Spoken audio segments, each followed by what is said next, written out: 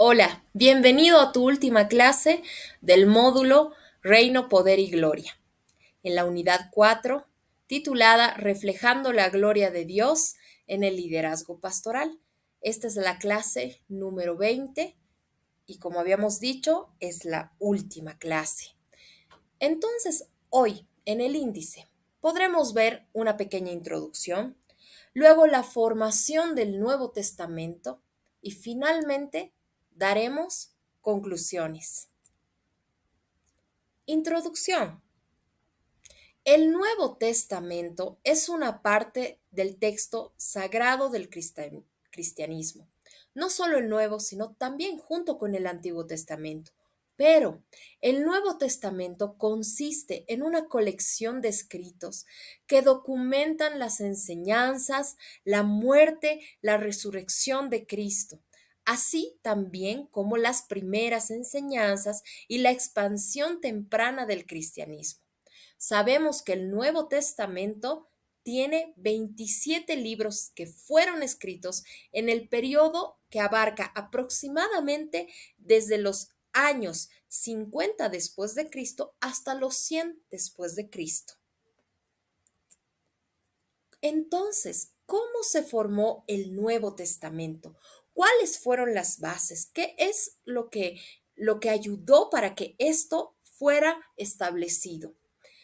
Pues se formó, primer lugar y más importante, es que tiene un formato bajo la dirección de Dios, inspirado por el Espíritu Santo de Dios. Veremos este aspecto y lo desarrollaremos. También vamos a ver que fue preservado y transmitido. Es un libro que no pasa. Cielo y tierra podrán pasar, pero la palabra de Dios no pasará. La Biblia es fiel, la Biblia es confiable. Entonces, de esta manera es que fue escrito el Nuevo Testamento. Vamos a profundizar más. En cuanto al formato, bajo la dirección de Dios, fue escrito el Nuevo Testamento por hombres escogidos por Dios e inspirados por el Espíritu Santo de Dios. También algunos creyentes empezaron a coleccionar estos libros, intercambiaban cartas. También veremos el aspecto de que los líderes de la iglesia tuvieron que afirmar los libros del Nuevo Testamento para que ellos fueran establecidos. Finalmente, el Nuevo Testamento fue llevado a un concilio de la iglesia para que dicho sea reconocido.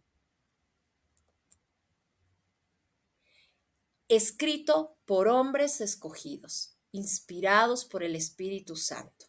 Después de la ascensión de Jesús, se empezaron a escribir los libros. Hemos visto que los primeros libros del Nuevo Testamento son los evangelios, los 4 evangelios: Mateo, Marcos, Lucas y Juan. Estos evangelios se escriben para que los creyentes tuvieran un registro preciso de la vida y la enseñanza de Jesús. ¿Cuándo se escriben? Después de la ascensión de Jesús. Jesús les promete que iba a venir sobre ellos el Espíritu Santo y que iban a recibir poder para que les sean testigos desde Jerusalén hasta los confines de la tierra. Los discípulos obedientes esperaron esta promesa de Cristo Jesús, la cual se cumplió en Pentecostés. Al principio, los apóstoles escribieron su experiencia personal con Cristo después de haber escrito los evangelios. Uno de ellos, de estos libros donde se escriben estos escritos personales de experiencias con Cristo y también empiezan a escribir acerca de sus viajes, es el libro de Hechos de los Apóstoles, que fue escrito, como ya hemos estudiado y ya sabemos, por Lucas, Lucas el médico. Finalmente, el apóstol Juan escribe el libro de la Revelación, que es el libro de Apocalipsis, inspirado también por el Espíritu Santo de Dios. Habiendo tenido él visiones, Dios escoge a este discípulo, a este apóstol, a este discípulo amado, para mostrarle todo aquello que iba a acontecer en el futuro. Entonces es por eso que Juan el discípulo amado empieza a escribir el libro de Apocalipsis. Después, estos libros fueron coleccionados por los creyentes. Algunas iglesias intercambiaban las cartas escritas. Esto podemos ver este respaldo en Colosenses 4:16. Poco después, se empezaron a expandir, empezó a circular estas cartas y las epístolas. Pedro, por ejemplo, refiere las cartas de Pablo como si fueran una sola unidad. Esto se lo puede ver en 2 de Pedro 3, 15, 16. Fueron afirmados por líderes de la iglesia. Esto tuvo que pasar por líderes de cada iglesia para que los 27 libros fueran afirmados. Ellos se cercioraban que estos 27 libros fueran inspirados por el Espíritu Santo de Dios. Al leer su contenido podían ellos ver la profundidad de estos libros. Entonces ahí podían ellos ver que fueron inspirados por el Espíritu Santo de Dios. Reconocieron, afirmaron estos 27 libros del Nuevo Testamento como parte de la palabra de Dios y los incluyeron en este libro sagrado. Finalmente, lo reconocieron por un concilio en la iglesia. Para reconocerlo, pasaron por 3 etapas.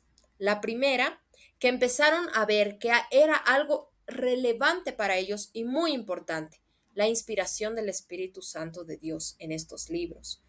Hubieron otros libros que ellos también analizaron porque aparecieron escritos como Primera Clemente, las epístolas de Bernabé, las doctrinas de los 12 apóstoles, el pastor de Hermas, más adelante el Evangelio de Tomás, el Apocalipsis de Pedro, Hechos de Pedro. Hubieron muchos escritos, pero aquellos líderes de la iglesia, estudiosos, empezaron a llevar esto al concilio también y lo único que reconocieron son los 27 libros, fueron reconocidos por el concilio de la iglesia, porque vieron que estos otros no tenían un fundamento y eran muchos de ellos eran pura fantasía y frutos de la imaginación.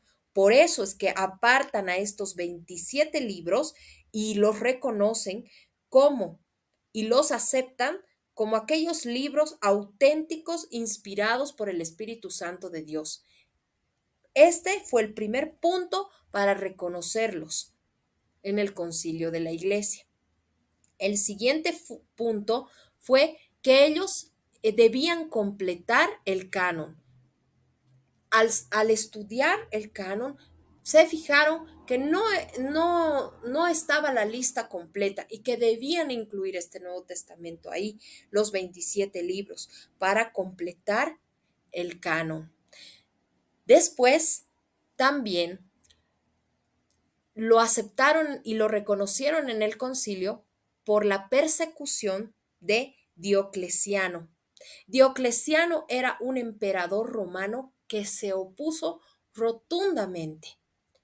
Él no quería que se pusieran estos libros, entonces sacó una ley para que puedan ser quemados.